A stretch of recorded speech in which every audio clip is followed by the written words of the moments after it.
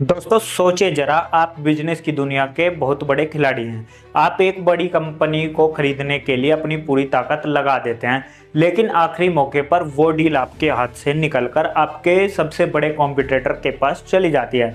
आप इस पर सवाल उठाते हैं, अदालत जाते हैं और सोशल मीडिया पर अपनी नाराजगी जाहिर करते हैं। और ठीक उसके कुछ दिनों बाद सरकारी एजेंसी ईडी यानी प्रवर्तन निदेशालय आपके दफ्तर पर अचानक छापेमारी कर देती है। क्या यह सिर्फ एक इत्तेफाक है या फिर इसके पीछे कोई बहुत बड़ा खेल चल रहा है?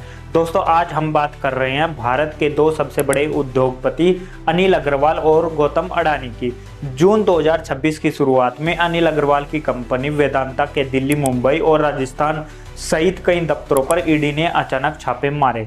कहा जा रहा है कि यह कार्रवाई फेमा यानी विदेशी मुद्रा से जुड़े नियमों के उल्लंघन के शक में की गई थी, लेकिन इस छापेमारी के समय ने पूरे देश के बिजनेस जगत को हैरान कर दिया है, क्योंकि कुछ ही दिनों पहले वेदांता और अडानी ग्रुप के बीच दिवालिया हो चुके जेपी ग्रुप को खरीदने की एक बहुत बड़ी जंग चल रही थी और इस जंग में वेदांता की हार हुई और अडानी ग्रुप जीत गए। और इस फैसले के तुरंत बाद वेदांता पर ईडी की एंट्री हो गई।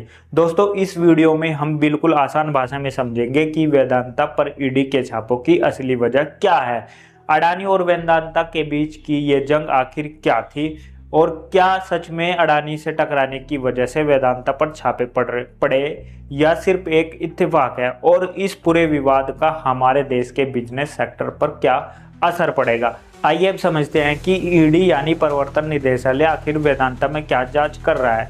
इस जांच का सबसे बड़ा कारण है ब्रांड फीस का विवाद। अब सवाल है कि ब्रांड फीस क्या होती है। आसान भाषा में समझे तो वेदांता लिमिटेड और हिंदुस्तान जिंक जैसी बड़ी कंपनियां अपनी लंदन में स्थित पेरेंट कंपनी वेदांता रिसोर्सों को हर साल करोड़ों रुपए देती है। उनका कहना है कि वेदांता नाम और ब्रांड का इस्तेमाल करती है, इसलिए इसके बदले ब्रांड फीस और रॉयल्टी का भुगतान किया जाता है। लेकिन सरकारी जांच एजेंसियों को शक है कि ब्रांड फीस के नाम पर नियमों को दरकिनार करके करोड़ों रुपए भारत से बाहर भेजे गए हैं। इस पूरे मामले की शुरुआत सितंबर 2025 में हुई, जब अमेरिका की रिसर्च एजेंसी वाइसराय रिसर्च ने वेदांता पर गंभीर आरोप लगाए। एजेंसी का दावा था कि वेदांता हर साल 2000 करोड़ रुपए से ज़्यादा की ब्रांड फीस बिना जरूरी नियमों के पालन के विदेश भेज रही है। दोस्तों नियमों के मुताबिक अगर यह फीस 1000 करोड़ रुपए से ज़्यादा हो तो कंपनी को अपने छोटे शेयरधारकों यानी आम निवेशकों से मंजूर लेनी होती है, लेकिन ऐसा नहीं किया गया। इसके बाद मुंबई के एक शेयरधारक गिरीश मित्तल ने सुप्रीम कोर्ट में याचिका दाखिल कर दी। उन्होंने आरोप लगाया कि वेदांता साल 2025-26 में अपनी भारतीय कंपनियों के करीब 4100 करोड़ रुपए यानी $500 मिलियन फीस के नाम पर विदेश भेजने की तैयारी में है। उनका कहना था कि इस तरह भारत का पैसा बाहर भेजने से भारतीय कंपनियों की साख और उनकी वैल्यू पर असर पड़ रहा है। हालांकि वेदांता की कंपनियों ने इन सभी आरोपों को गलत बताया, लेकिन अब ईडी इस बात की गहराई से जांच कर रही है कि कहीं यह पैसा नियमों का उल्लंघन करके विदेश तो नहीं भेजा गया। अब आते हैं उस दूसरे विवाद पर जिसे कई लोग इस छापेमारी से जोड़कर देख रहे हैं। यह मामला कर्ज में डूबे जयप्रकाश एसोसिएट्स यानी जेपी ग्रुप को खरीदने से जुड़ा है। जेपी ग्रुप पर 5700 करोड़ रुपए से ज्यादा का कर्ज था। इसके बाद कोर्ट ने उनकी संपत्तियां बेचकर कर्ज चुकाने की प्रक्रिया शुरू की। इस बार कोर्ट ने अलग फैसला लिया। आमतौर पर ऐसी कंपनियां अलग अलग बेची जाती हैं, लेकिन जेपी ग्रुप की सभी कंपनियों को एक साथ बड़े पैकेज के रूप में बेचने का फैसला किया गया।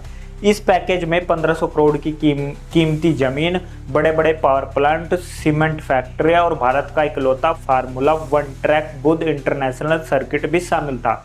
इतनी बड़ी संपत्ति को खरीदने के लिए भारत के दो बड़े उद्योगपति आमने सामने आ गए। एक तरफ थे गौतम अडानी और दूसरी तरफ अनिल अग्रवाल। नवंबर 2025 में कर्ज देने वाले बैंकों की कमेटी यानी सीओसी ने अपना फैसला सुनाया और अडानी के प्रस्ताव को चुन लिया। अडानी ने जेपी ग्रुप के लिए 14,535 करोड़ रुपए की बोली लगाई, वहीं वेदांता ने इसे ज़्यादा यानी 17,900 करोड़ रुपए की बोली लगाई थी। अब सवाल यह है कि जब वेदांता का ऑफर ज़्यादा था तो बैंकों ने अडानी को क्यों चुना?